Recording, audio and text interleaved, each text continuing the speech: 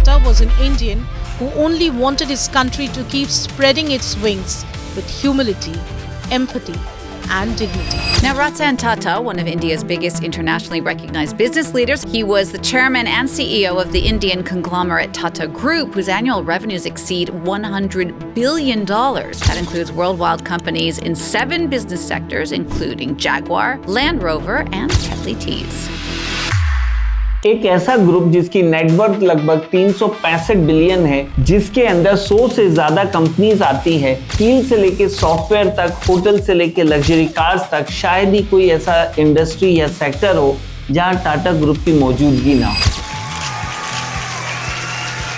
I'd share with you the experience I had with Jaguar Land Rover when we bought it. On Jaguar and Land Rover, they're coming from Tata Motors. Remember, this is the Indian company, bought Jaguar and Land Rover from Ford last year for $2.3 billion. लेकिन इस पूरे empire की सबसे हैरान कर देने वाली बात उसका साइज नहीं है, बल्कि यह है कि इस एम्पायर का 66% हिस्सा किसी फैमिली, फाउंडर या बिलियनियर के पास नहीं है। यह हिस्सा चैरिटेबल ट्रस्ट के पास है। ऐसे ट्रस्ट जो हॉस्पिटल्स चलाते हैं, स्कूल्स बनाते हैं, स्कॉलरशिप देते हैं और रूरल डेवलपमेंट पर काम करते हैं। यानी भारत का सबसे बड़ा बिजनेस ग्रुप, जिसकी 2/3 ओनरशिप का अंतिम उद्देश्य सिर्फ वेल्थ क्रिएट करना नहीं, बल्कि समाज को वापस देना भी है। यह कोई मार्केटिंग स्टोरी या ब्रांड पोजीशनिंग नहीं है, यह टाटा ग्रुप का ओनरशिप स्ट्रक्चर है। लेकिन फिर एक सवाल उठता है, अगर किसी बिजनेस एम्पायर की नींव सिर्फ प्रॉफिट पर नहीं बल्कि पर्पस पर भी रखी गई हो, तो वह 156 साल तक कैसे टिकता है और आज की फियर्सली कॉम्पिटिटिव ग्लोबल इकोनॉमी में भी कैसे रेलिवेंट बना हुआ है? इस सवाल का जवाब किसी एक व्यक्ति में नहीं छुपा है, इसका जवाब छिपा है 4 जनरेशन द्वारा लिए गए उन फैसलों में, जिन्होंने अलग अलग समय पर टाटा ग्रुप की दिशा और भविष्य दोनों को बदल दिया।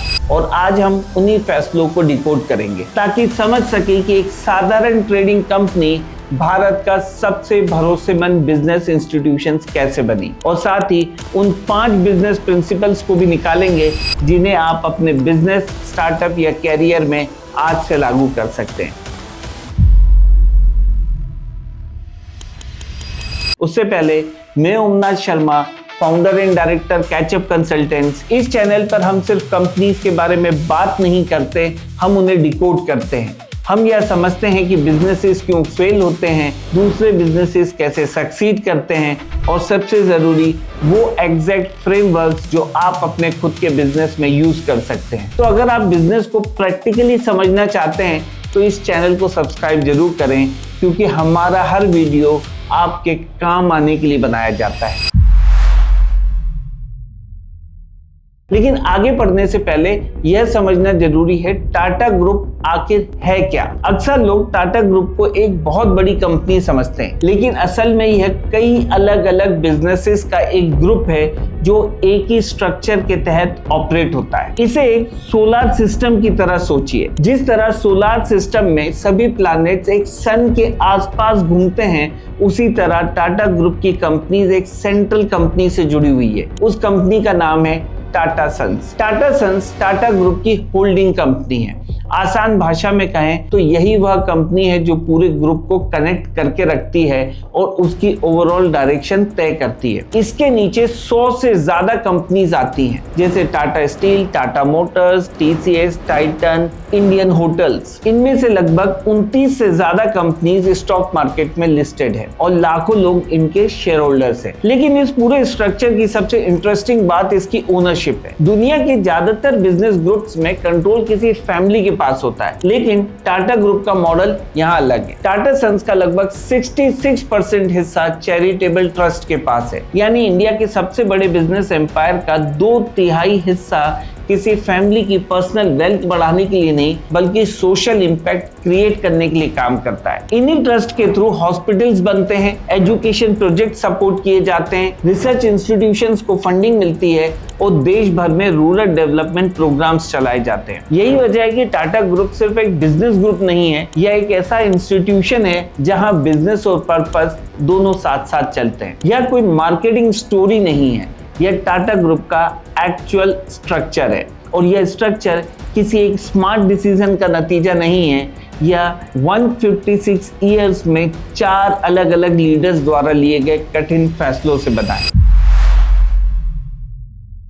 तो शुरुआत से शुरू करते हैं। साल 1868 भारत पर ब्रिटिश का पूरा कंट्रोल था। कैपिटल, टेक्नोलॉजी, मार्केट्स, यह सब ब्रिटिशर्स का था। इंडियन एंटरप्रेन्योर्स के पास ना रिसोर्सेस थे, ना एक्सेस था, ना ही आगे बढ़ने के लिए ज्यादा मौके थे। इसी माहौल में जमशेदजी टाटा ने सिर्फ 21,000 रुपए के साथ अपना बिजनेस शुरू किया। शुरुआत ट्रेडिंग से हुई, फिर टेक्सटाइल मिल्स में एंट्री की और फिर एक ऐसा मोमेंट आया जिसने इस पूरी कहानी की दिशा बदल दी। उस समय मुंबई के कुछ बड़े होटल्स के बाहर एक बोर्ड लगा होता था जिस पर लिखा होता था dogs and Indians not allowed. अपने ही देश में अपनी ही जमीन पर इंडियंस को सही तरीके से ट्रीट नहीं किया जाता था। ज्यादातर लोग इसका विरोध करते, भाषण देते, शिकायतें करते। जमशेद जी ने एक अलग रास्ता चुना। 1903 में उन्होंने ताज महल पैलेस होटल खोला। उस समय इस होटल में शानदार electric lights, American fans, Turkish baths और जर्मन एलिवेटर्स जैसी सुविधाएं थी। यह एशिया के सबसे लग्जरियस होटल्स में गिना जाता था। लेकिन ताज सिर्फ एक होटल नहीं था, यह एक स्टेटमेंट था, एक संदेश था कि इंडियंस भी वर्ल्ड क्लास इंस्टीट्यूशंस बना सकते हैं। लेकिन जमशेद जी की सोच सिर्फ होटल्स तक सीमित नहीं थी, वह एक अलग तरह का बिजनेस एम्पायर बना रहे थे। 1880 में जब भारत में लेबर लॉस तक नहीं थे, उन्होंने अपने वर्कर्स के लिए पेंशन, ग्रेजुटी और एक्सीडेंट कंपनसेशन जैसी पॉलिसी शुरू की। किसी कानून में उन्हें ऐसा करने के लिए मजबूर नहीं किया था। उनका मानना था मजबूत बिजनेसेस वर्क प्लेसेस पर बनते। इसके बाद उन्होंने शिपिंग बिजनेस में भी एंट्री करने की कोशिश की, क्योंकि British shipping companies Indian businesses से बहुत ज्यादा चार्जेस वसूल कर रही थी। उन्होंने इस बिजनेस में भारी इन्वेस्टमेंट किया, लेकिन जवाब में ब्रिटिश कंपनीज ने प्राइसेस इतने नीचे कर दिए कि कंपटीशन करना लगभग नामुमकिन हो गया। पोर्ट एक्सेस तक मुश्किल बना दिया गया। हर महीने नुकसान बढ़ रहा था और आगे का रास्ता साफ नहीं दिख रहा था। और तब जमशेद जी ने वह फैसला लिया जो ज्यादातर एंटरप्रेन्योर नहीं ले पाते। उन्होंने बिजनेस को बंद कर दिया। हार मानकर नहीं, बल्कि इसलिए क्योंकि उन्हें समझ में आ गया था कि कुछ लड़ाइयों की कीमत उन्हें जीतने से मिलने वाले फायदों से भी ज्यादा होती है। ईगो कह रहा था कि लड़ाई जारी रखो, स्ट्रेटेजी कह रही थी कि अभी रुक जाना बेहतर है। जमशेद जी ने स्ट्रेटेजी चुनी और वही फैसला आगे चलकर कंपनी को बचा गया ताकि वह उससे भी बड़ी लड़ाइयां लड़ सकें। 1904 में जमशेद जी टाटा का निधन हो गया, लेकिन अपने पीछे वह सिर्फ एक टेक्सटाइल बिजनेस और एक होटल नहीं छोड़कर गए थे, वह 3 बड़े सपने भी छोड़ गए थे जो उस समय लगभग नामुमकिन लगते थे। एक स्टील प्लांट, एक पावर प्लांट और एक वर्ल्ड क्लास रिसर्च यूनिवर्सिटी। इन सपनों को पूरा करने की जिम्मेवारी उनके बेटे दोराबजी टाटा के कंधों पर आई, लेकिन उनके सामने चुनौतियां भी कम नहीं थी। उस समय इंडियन कंपनीज के लिए कैपिटल जुटाना लगभग मुश्किल था। फॉरेन बैंक्स भारतीय एंटरप्रेन्योर्स को आसानी से लोन नहीं देते थे और मॉडर्न टेक्नोलॉजी तक पहुंच भी बेहद सीमित थी। ऐसे माहौल में दोराबजी ने एक सवाल पूछा, भारत को इस समय सबसे ज्यादा किस चीज की जरूरत है? जवाब था स्टील, क्योंकि किसी भी बढ़ती हुई इकोनॉमी की नींव स्टील पर खड़ी होती है। रेलवे, बिल्डिंग्स, मशीन्स और इंफ्रास्ट्रक्चर सबकी शुरुआत वहीं से होती है और उस समय भारत के पास अपनी स्टील इंडस्ट्री लगभग नहीं के बराबर थी। 1907 में दोराबजी ने टाटा स्टील पर बड़ा दाव लगाया। कैपिटल की जरूरत बहुत बड़ी थी, टेक्नोलॉजी पूरी तरह प्रूवन नहीं थी और कोई प्रॉफिट की गारंटी भी नहीं थी। कई लोगों को यह फैसला पागलपन लगा, लेकिन 1912 तक टाटा स्टील ऑपरेशनल हो चुकी थी और भारत का पहला प्राइवेटली ओन्ड स्टील प्लांट बन चुकी थी। इसके साथ ही जमशेद जी के बाकी सपने भी धीरे धीरे पूरे होने लगे। 1909 में बेंगलोर में इंडियन इंस्टीट्यूट ऑफ साइंस की स्थापना हुई और 1917 में टाटा पावर कंपनी शुरू हुई। फिर 8 साल के अंदर तीनों बड़े सपने हकीकत बन चुके थे और यही होता है जब लॉन्ग टर्म विजन को डिसिप्लिन्ड एग्जीक्यूशन का साथ मिलता है।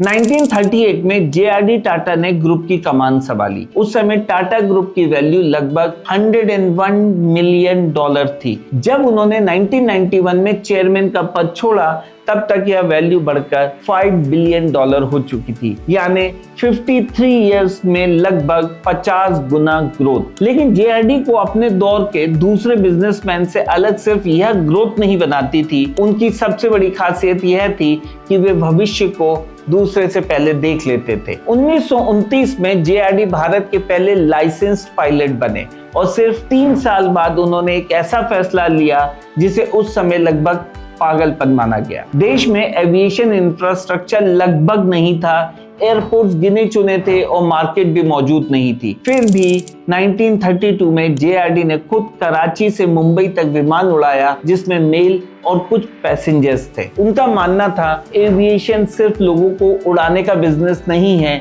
बल्कि लोगों, मार्केट्स और आइडियाज को जोड़ने का तरीका है। आगे चलकर यही इनिशिएटिव एयर इंडिया बना और इसने साबित किया कि भारत हाई टेक्नोलॉजी इंडस्ट्रीज में भी कॉम्पीट कर सकता है। JRD के नेतृत्व में टाटा ग्रुप सिर्फ बड़ा नहीं हुआ बल्कि सोच समझकर डाइवर्सिफाई भी हुआ। 1945 में टाटा मोटर्स की शुरुआत हुई ताकि ग्रुप व्हीकल्स और कॉमर्शियल ट्रांसपोर्ट में प्रवेश कर सके। 1968 में टाटा कंसल्टेंसी सर्विसेज शुरू हुई जिसने भारत के सॉफ्टवेयर इंडस्ट्री की नींव रखने में महत्वपूर्ण भूमिका निभाई। 1984 में टाइटन इंडस्ट्रीज आई जिसने वॉचेस और ज्वेलरी मार्केट में अपनी जगह बनाई। यह डाइवर्सिफिकेशन किसी ट्रेंड को देखकर नहीं किया गया था, हर बिजनेस अलग सेक्टर में था। मकसद साफ था, अगर एक इंडस्ट्री मुश्किल दौर से गुजरे तो दूसरी ग्रुप को संभाल सके।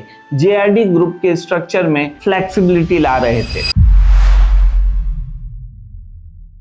फिर आया 1991 और इसी साल 2 बड़े बदलाव हुए। पहला, भारत ने अपनी इकोनॉमी को दुनिया के लिए खोल दिया। दूसरा, रतन टाटा टाटा ग्रुप के चेयरमैन बने। अगले 21 सालों में ग्रुप की रेवेन्यू लगभग 40 गुना बढ़ी और प्रॉफिट्स करीब 50 गुना। लेकिन रतन टाटा की सबसे बड़ी ताकत ग्रोथ नहीं थी, उनकी सबसे बड़ी ताकत एम्बिशन थी। उन्होंने एक सवाल पूछा, भारतीय कंपनी सिर्फ भारत तक सीमित क्यों रहे?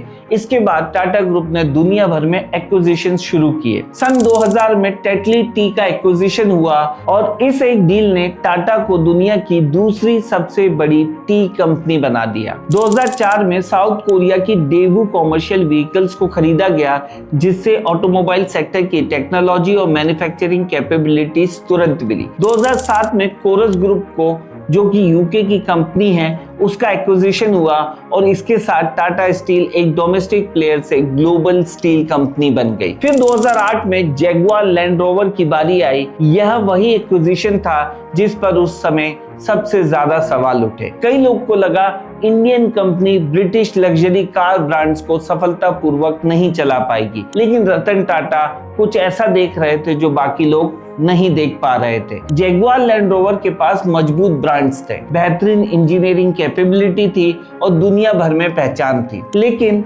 फोर्ड उस बिजनेस को सही तरीके से मैनेज नहीं कर पा रहा था। टाटा ने JLR को वो 4 चीजें दी जो फोर्ड कभी नहीं दे पाया: patient capital, operational independence, Indian manufacturing का एक्सेस और तेजी से बढ़ते एशियन मार्केट में एंट्री। आज JLR हर साल 3 लाख करोड़ से ज्यादा रेवेन्यू जनरेट करती है और आज JLR के पास लगभग 42,000 एम्प्लॉइज हैं और 117 देशों में इनका नेटवर्क है। यह लक नहीं था, यह विजन था। लेकिन उसी साल एक और डिसीजन लिया गया और शायद इस पूरी कहानी का सबसे बड़ा सबक वहीं छुपा है। 2008 में टाटा ने टाटा नैनो लॉन्च की। Ladies and gentlemen, today we will present what a young group of engineers and designers gave their all for about 4 years to achieve. The new car from Tata Motors, the people's car that everyone has been waiting for. 1 lakh की car, दुनिया की सबसे सस्ती car. इसके पीछे का vision बेहद अच्छा था, मिडिल क्लास इंडियन फैमिलीज को एक सेफ और अफोर्डेबल 4 व्हीलर देना। आइडिया अच्छा था, इंजीनियरिंग शानदार थी, प्राइसिंग रिवॉल्यूशनरी थी। फिर भी नैनो फेल हो गई। कारण सिर्फ एक था, पोजीशनिंग। जब आपने किसी प्रोडक्ट को दुनिया की सबसे सस्ती कार कहना शुरू कर दिया तो लोगों ने उसे गरीब आदमी की कार के रूप में देखना शुरू कर दिया। और भारत में कार सिर्फ ट्रांसपोर्टेशन का साधन नहीं है, ये एक स्टेटस सिंबल भी है। कोई भी ऐसी चीज नहीं खरीदना चाहता जो उसे सबसे सस्ता ऑप्शन चुनने वाला दिखाए। 2018 में टाटा नैनो का प्रोडक्शन लगभग बंद हो गया, लेकिन यहाँ एक दिलचस्प बात है, नैनो कॉमर्शियल लेवल पर फेल हुई, फिलॉसफी के लेवल पर नहीं। इस प्रोडक्ट ने दिखाया कि टाटा ग्रुप बिजनेसेस सिर्फ प्रॉफिट्स बढ़ाने के लिए नहीं बनाता, बल्कि उद्देश्य लोगों की जिंदगी बेहतर बनाना भी है। और यही फिलॉसफी पिछले 156 सालों से लगातार दिखाई देती है। यही वह चीज है जो ऐसा ट्रस्ट बनाती है जिसको कोई एडवर्टीजमेंट बजट खरीद नहीं सकता। नैनो की कहानी हमें यहाँ भी सिखाती है कि टाटा ने इंजीनियरिंग प्रॉब्लम का शानदार सॉल्यूशन निकाला, लेकिन ह्यूमन साइकोलॉजी को सही तरह से नहीं समझ पाए। बिजनेसेस में दोनों इक्वली इंपॉर्टेंट होते हैं। अब 156 साल की इस कहानी को 5 प्रिंसिपल्स में समझते हैं। सिर्फ टाटा ग्रुप के लिए नहीं, बल्कि किसी भी इंसान के लिए जो कुछ मीनिंगफुल बनाना चाहता है। प्रिंसिपल नंबर 1, प्रोडक्ट के बारे में मत सोचो, प्रॉब्लम सोचो। टाटा ग्रुप ने कभी यह नहीं पूछा कि हम क्या बता सकते हैं, उन्होंने हमेशा यह पूछा कि लोगों को क्या चाहिए। ताज होटल ने डिग्निटी का प्रॉब्लम सॉल्व किया, टीसीएस ने इंडिया के टेक्नोलॉजी गैप को एड्रेस किया, टाइटन ने अफोर्डेबल वॉचेस फिर प्योर गोल्ड ज्वेलरी खरीदने की प्रॉब्लम को मास मार्केट तक पहुंचाया। हर बड़ा बिजनेस किसी प्रोडक्ट से नहीं, बल्कि किसी रियल प्रॉब्लम से शुरू होता है। प्रोडक्ट तो बस उस प्रॉब्लम का सॉल्यूशन होता है। इसलिए अपने बिजनेस में यह सवाल पूछिए, जो मैं बेच रहा हूं वह किसी असली प्रॉब्लम को सॉल्व कर रहा है या नहीं। प्रिंसिपल नंबर 2, एम्प्लॉइज को सबसे इंपॉर्टेंट एसेट मानो। जमशेदजी टाटा ने 1880 में पेंशन और वर्कर बेनिफिट शुरू किए, जबकि उस समय कोई कानून उन्हें ऐसा करने के लिए मजबूर नहीं कर रहा था। जेआरडी टाटा का मानना था मोटिवेटेड एम्प्लॉइज कोई एक्सपेंस नहीं, बल्कि कॉम्पिटिटिव एडवांटेज होते हैं। रतन टाटा ने ग्लोबल एक्सपेंशन के बाद भी इसी कल्चर को बनाए रखा, और इसका सबसे बड़ा प्रूफ मिला 2008 में, जब टेररिस्ट ने ताज होटल पर अटैक किया। ताज के एम्प्लॉइज बिना किसी ऑर्डर के अपनी जान देकर गेस्ट को बचाते रहे। कई स्टाफ मेंबर शहीद हुए, एक भी गेस्ट को कुछ भी नहीं हुआ। और जब सब खत्म हुआ, रतन टाटा खुद हर शहीद फैमिली के घर गए, उनके घर बनवाए और परिवार वालों को नौकरी दी। ताज 3 हफ्तों में फिर खड़ा हो गया। नतीजा यह हुआ, ताज ग्रुप ने एम्प्लॉइज रॉयल्टी को अपनी सबसे बड़ी स्ट्रेंथ में बदल दिया। यह सिर्फ काइंडनेस नहीं है, यह लॉन्ग टर्म बिजनेस स्ट्रेटेजी है। प्रिंसिपल नंबर 3, पर्पस ऐसा ट्रस्ट बनाता है जिसे पैसे से नहीं खरीदा जा सकता। जब कोई व्यक्ति टाटा सॉल्ट खरीदता है, टाटा टी पीता है या टाइटन की वॉच पहनता है, तो वह सिर्फ एक प्रोडक्ट नहीं खरीद रहा होता, वह एक ऐसे इकोसिस्टम का हिस्सा बन रहा होता है जिसका एक बड़ा हिस्सा सोशल कॉजेस को सपोर्ट करता है। यही वजह है कि टाटा नाम के साथ लोगों का इमोशनल कनेक्शन बना रहता है, और जब मार्केट में विकल्पों की भरमार हो, तब ट्रस्ट सबसे मजबूत कॉम्पिटिटिव एडवांटेज बन जाता है। प्रिंसिपल नंबर 4, डाइवर्सिफाई करो लेकिन प्लान के साथ। टाटा ग्रुप आईटी में गया, ऑटोमोबाइल्स में गया, स्टील में गया, हॉस्पिटैलिटी में गया और कंज्यूमर प्रोडक्ट्स में भी गया, लेकिन इन डिसीजंस के पीछे एक कॉमन थीम थी। हर बिजनेस किसी एक ऐसी जरूरत से जुड़ा था जो इंडिया की ग्रोथ में महत्वपूर्ण भूमिका निभा सकती थी। यही फर्क है स्ट्रेटेजिक डाइवर्सिफिकेशन और रैंडम एक्सपेंशन में। रैंडम एक्सपेंशन रिसोर्सेज को बिखेर देती है, स्ट्रेटेजिक डाइवर्सिफिकेशन रीसाइलेंस बनाती है। प्रिंसिपल नंबर 5, ग्रोथ का मतलब हमेशा खुद बनाना नहीं होता। कई बार सबसे तेज ग्रोथ सही एक्विजिशन से आती है। रतन टाटा ने ब्रिटिश टी ब्रांड बनाने की कोशिश नहीं की, उन्होंने टेटली को एक्वायर किया। उन्होंने लग्जरी कार ब्रांड शुरू नहीं किया, उन्होंने जैगुआर लैंड रोवर को एक्वायर किया, क्योंकि वे सिर्फ कंपनीज नहीं खरीद रहे थे, वे एक्सपर्टाइज खरीद रहे थे, ब्रांड इक्विटी खरीद रहे थे, मार्केट एक्सेस खरीद रहे थे। और कई बार यही सबसे स्मार्ट रास्ता होता है। 1868 में जमशेदजी टाटा ने सिर्फ 21,000 से शुरुआत की थी। आज टाटा ग्रुप की वैल्यू लगभग $365 बिलियन है। लेकिन इस कहानी की सबसे दिलचस्प बात यह है, जमशेदजी टाटा ने अपने सबसे बड़े सपने को पूरा होते कभी नहीं देखा। 1904 में उनका निधन हो गया। उस समय न टाटा स्टील शुरू हुई थी, न टाटा पावर बनी थी और न ही IISc पूरी तरह अस्तित्व में आई थी। और इस पूरी कहानी का सबसे बड़ा सबक है, सबसे महत्वपूर्ण डिसीजंस वे नहीं होते जो आपको आज फायदा पहुंचाएं, सबसे महत्वपूर्ण डिसीजन वे होते हैं जो आपके बाद भी असर छोड़ते रहें। हर एम्पायर एक समय में एक डिसीजन से बनता है। मिलते हैं अगली वीडियो में।